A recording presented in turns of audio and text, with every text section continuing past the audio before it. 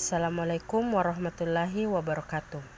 Kami dari kelompok 7 akan membahas tentang paradigma dari Thomas Kuhn. Pertama-tama perkenalkan kami dari kelompok 7 yang beranggotakan 3 orang. Yang pertama Rial Tormizi Rizal dengan NIM 220907502051. Kedua, Renaya Sari dengan NIM 220907502052. Yang ketiga, Muhammad Aditya Pahlevi Syawal dengan NIM 220907502053. Definisi paradigma. Paradigma berasal dari bahasa Yunani yang terdiri dari dua kata, yaitu para dan dekiani. Para yang berarti di samping atau di sebelah, dekiani yang berarti model atau contoh. Sedangkan menurut KBBI, paradigma merupakan model dalam teori ilmu pengetahuan atau sering disebut juga kerangka berpikir. Sedangkan menurut Zubairi, paradigma menurut Kuhn mempunyai beberapa definisi. Kuhn menjadikan paradigma sebagai konsep sentral. Dari banyaknya definisi yang diutarakan oleh Kuhn, ada dua definisi paradigma yang dianggap paling lengkap. Yang pertama, paradigma merupakan contoh praktik ilmiah nyata yang diterima, yang mencangkup dalil, teori, dan penerapan. Dua, paradigma adalah kerangka referensi yang mendasar sejumlah teori maupun praktik ilmiah dalam periode tertentu. Paradigma identik sebagai worldview. Paradigma adalah suatu pendekatan investigasi suatu objek atau titik awal mengungkapkan point of view, formulasi suatu teori, mendesain pertanyaan atau refleksi yang sederhana. Akhirnya paradigma dapat diformulasikan sebagai keseluruhan sistem kepercayaan, nilai, dan teknik yang digunakan bersama oleh kelompok komunitas ilmiah. Paradigma dipahami sama dengan worldview atau pandangan dunia, general perspektif atau cara pandangan umum, atau way of breaking down the complexity atau cara untuk menguraikan kompleksitas.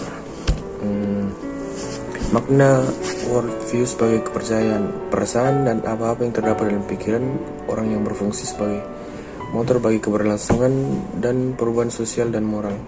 Perspektif sama dengan worldview diartikan sebagai pandangan manusia terhadap dunia realitas. Penekanannya pada fungsi worldview sebagai motor perubahan dan sosial dan moral, sehingga worldview diartikan sebagai sistem kepercayaan yang integral tentang hakikat diri manusia, realitas, dan makna eksistensial. Dalam kaitannya dan aktivitas ilmiah, Alparslan Asigens mengenai worldview sebagai asas bagi setiap perilaku manusia, termasuk aktivitas-aktivitas ilmiah sains. Setiap aktivitas manusia akan mencari dan menguraikan ke dalam worldview. Suatu worldview memiliki 5 struktur konsep atau pandangan yang terdiri dari 1.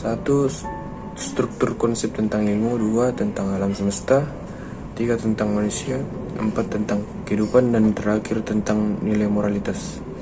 Kebenaran berdasarkan worldview individualitas, sehingga kebenaran bersifat universal atau semesta. Tidak ada klaim terhadap kebenaran, bahkan yang terjadi secara objektif adalah agreement limited yang mengarah kepada pembentukan worldview. Paradigma dapat diinterpretasikan ke dalam worldview akan dimunculkan ke permukaan adalah yang memiliki tingkat important, legitimate, and reasonable yang kuat dan akurat. Selanjutnya, paradigma bersifat shifting. Paradigma shifting atau pergeseran adalah suatu persepsi transformatif di mana konsep ini membangun kesadaran bersama bahwa pengkaji ilmu pengetahuan tidak akan selamanya bekerja dalam satu suasana yang objektivitas, yang mapan, yang bertindak tak lebih tak kurang, sehingga hanya sebagai penerus yang berjalan dalam suatu alur progresi linear belaka. Para pengkaji dan peneliti ilmiah yang sejati selalu bergerak secara subjektif naluriah untuk membuka kesadaran. Menurut Kun, para saintis bekerja dalam suatu komunitas yang mampu menjelaskan keberhasilan yang menakjubkan dari sains masyarakat ilmiah dan instrumen yang sangat efisien. Nah, ketika paradigma berubah dan disebabkan adanya pergeseran atau shifting ini, biasanya signifikasi determinan dan kriteria legitimasinya antara masalah dan solusi akan dimunculkan. Nah, ketika paradigma lama yang dipandang normal dan berlegitimasi pada masanya sulit menjawab masalah baru dan akan memunculkan anomali-anomali, dalam keadaan inilah paradigma baru akan muncul, sehingga ketika paradigma baru muncul memberikan solusi yang lebih alternatif, paradigma lama akan mulai bergeser secara sedikit demi sedikit. Nah, ketika menentukan paradigma baru, Kun memiliki 5 kriteria yang harus dimiliki, yaitu pertama akurasi, di mana paradigma ini harus akurat sehingga memiliki fakta-fakta dan mudah dijelaskan kepada masyarakat. Akurat dalam hal ini adalah akurat bersifat empiris. Kedua, konsistensi, di mana sebuah teori harus konsisten terhadap anomali yang dia pilih. Ketiga, simplicity, di mana paradigma memiliki bahasa yang sederhana dan mudah dipahami oleh masyarakat. Ketiga, fruitfulness, di mana paradigma baru atau teori baru harus bisa dijadikan kerangka berpikir oleh peneliti lain, sehingga teori tersebut akan terus berkembang.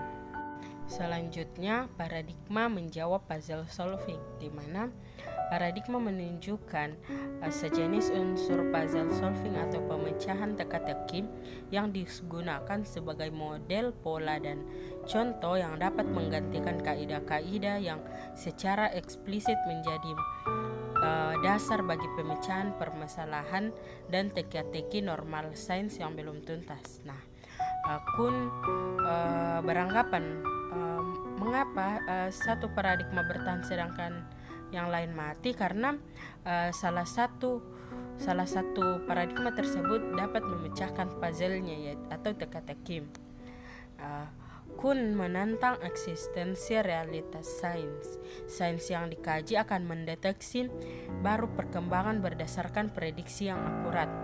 Tetapi para ahli sains tidak memiliki alasan kuat untuk percaya bahwa prediksi yang akurat terkadang tidak sesuai dengan realitas. Kun melihat bahwa alasan satu paradigma yang lain mati karena salah satunya dapat memecahkan puzzle yang lebih baik. Bukan berarti hal itu merupakan representasi yang lebih akurat tentang realitas. Sains tidak ditarik mengarah kepada kebenaran, tapi sains didorong maju untuk memecahkan permasalahan puzzle solving atau teka-teki. Selama dalam tahap normal sains, artinya suatu teori atau temuan masih berlaku agreement sehingga satu sains tersebut terus live, belum terdeteksi temuan baru pada suatu objek yang sama. Baiklah, selanjutnya paradigma dipahami sebagai revolusi ilmiah. Revolusi ilmiah merupakan episode perkembangan non-kumulatif yang di dalamnya paradigma yang lama diganti seluruhnya sebagian oleh paradigma yang baru yang bertentangan. Menurut Kun, bahwa kemajuan ilmiah itu pertama-tama bersifat revolusioner, bukan maju secara kumulatif. Menurut Kun, ini menunjukkan bahwa revolusi ilmiah adalah non-kumulatif, perkembangan menuju episode baru di mana sebuah paradigma yang lama diganti secara keseluruhan atau sebagian oleh yang baru secara incompatible dengan yang sebelumnya. Kun tidak meyakini gagasan sains sebagai suatu aktivitas menemukan kebenaran di alam. Dalam sugesti Kun, bahwa manusia selamanya terpisah dari kebenaran. Pernyataan Kuhn mengimplementasikan bahwa kebenaran tidak memberi petunjuk terhadap sains, akhirnya menjadikan sains mencapai kebenaran dalam target teleologis. Baiklah, selanjutnya hierarki paradigma. Paradigma adalah suatu kumpulan tata nilai yang membentuk pola pikir seseorang sebagai titik tolak pandangannya, sehingga akan membentuk citra subjektif seseorang mengenai realita, sehingga akhirnya akan menentukan bagaimana seseorang menganggapi realita itu. Struktur perkembangan sains menurutku adalah sebagai berikut. Pertama, pra-paradigma, suatu keadaan yang belum memungkinkan munculnya discovery atau supertitian, sehingga masih dalam kerangka pencarian untuk ditemukan, bahkan tidak ada sesuatu yang dianggap ilmu pengetahuan, masih bersifat kekosongan, belum ditemukan sesuatu yang berarti. Kedua, pra-sains, sebelum terjadinya agreement tentang subject matter, deteksi dan prediksi di antara para ilmuwan, saintis, karena tidak adanya suatu pandangan tersendiri yang diterima oleh semua ilmuwan tentang suatu teori atau fenomena, maka aktivitas-aktivitas ilmiah yang dilakukan secara terpisah serta tidak terorganisir. Ketiga, paradigma normal science, suatu kondisi pengetahuan eksis secara legitim terhadap paradigma tunggal yang telah diterima tersebut dilindungi dari kritik dan falsifikasi, sehingga ia tahan dari berbagai kritik dan falsifikasi.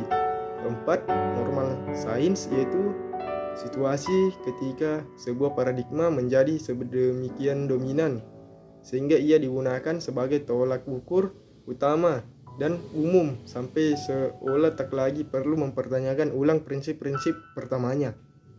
Kelima, anomali, suatu kondisi di mana suatu discovery, supertitian, atau novelty dalam kurung terbaharukan tidak lagi menjadi harapan, mengingat terungkapnya celah ketidaktahuan, mengurangi kesepakatan umum tentang worldview itu terus menuju inspired.